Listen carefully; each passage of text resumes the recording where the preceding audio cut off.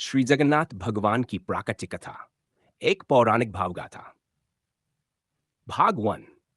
राजा इंद्रद्युम्न की विरक्ति और खोज। सत्ययुग के अंत में अवंती देश वर्तमान मध्य प्रदेश में राजा इंद्रद्युम्न नामक एक धर्मपरायण और श्रीहरि का अन्य भक्त राज करता था।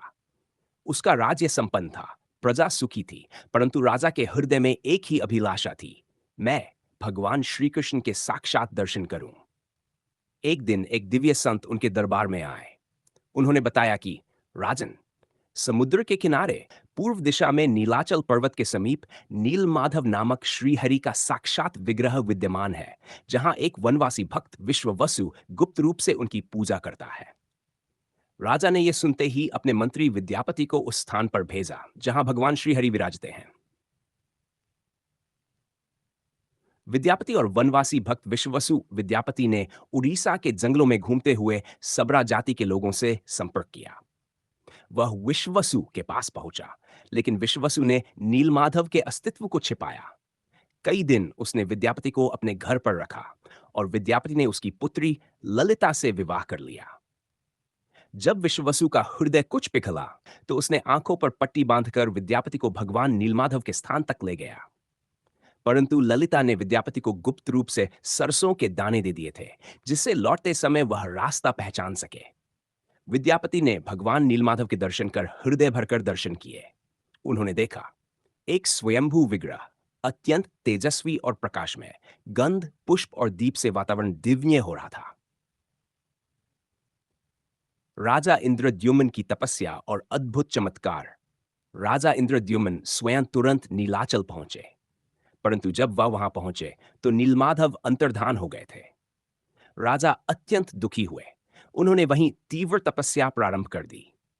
भगवान विष्णु ने उनकी भक्ति से प्रसन्न होकर स्वप्न में दर्शन देकर कहा, हे राजन, चिंता न करो, मैं अब तुम्हारे लिए एक नए रूप में अवतरित होऊंगा। समुद्र से एक दिव्य दारू लकड़ी बहकर आएगी। उसी दारू से मेरे बलभद्र और सुभद्रा के विग्रह बनेंगे। कुछ समय पश्चात राजा ने समुद्र तट पर देखा। एक विशाल, सुवासित, आभायुक्त दिव्य लकड़ी समुद्र से तट पर तैर कर आई। वह सामान्य लकड़ी नहीं थी, वह स्वयं भगवान का रूप थी। कोई भी कारीगर उसे काट नहीं सका। तभी एक वृद्ध तपस्वी वहां आया। वह कोई और नहीं, स्वयं विश्वकर्मा थे। उन्होंने कहा, मैं इन मूर्तियों को बनाऊंगा, परंतु एक शर्त है, सूर्य दिन तक कोई भी इस कक्ष का द्वार ना खोले। यदि खोला गया तो मैं कार्य अधूरा छोड़कर चला जाऊंगा। राजा ने शर्त स्वीकार कर ली। भाग डेढ़। मूर्ति निर्माण और दिव्य प्राकट्य। मूर्ति निर्माण प्रारंभ हुआ। कई दिन तक अंदर से आवाजें आती रहीं, परंतु फिर एक दिन अचानक नीरवता छा गई। रानी गुंडिचा अत्यंत व्याकुल हुई। कहीं वह वृद्ध कारीगर मर तो नहीं गया? राजा ने द्वार खुलवा दिया।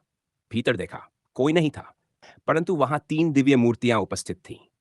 एक थी नीली और गोलमुखी, विशाल नेत्रों से युक्त, वह थे जगन्नाथ। दूसरी श्वेत रंग की लंबी भुजाओं वाले, वह थे बलभद्र।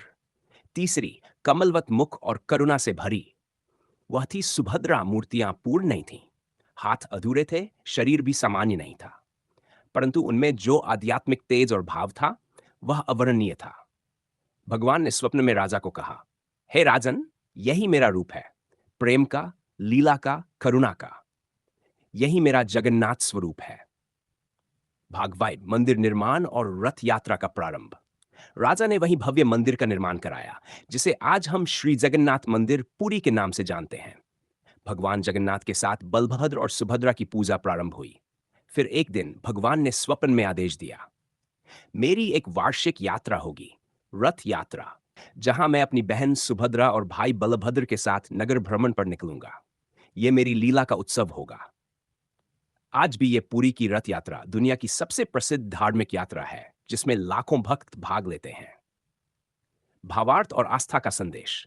यह कथा हमें यह सिखाती है, भगवान किसी जात पात, रूप, भाषा या जाति में सीमित नहीं होते। सच्ची भक्ति से वे स्वयं प्रकट हो जाते हैं। जगन्नाथ का अधूरा स्वरूप यह प्रतीक है कि भगवान हमारी अधूरी भक्ति को भी पूर्ण रूप से स्वीकार करते हैं।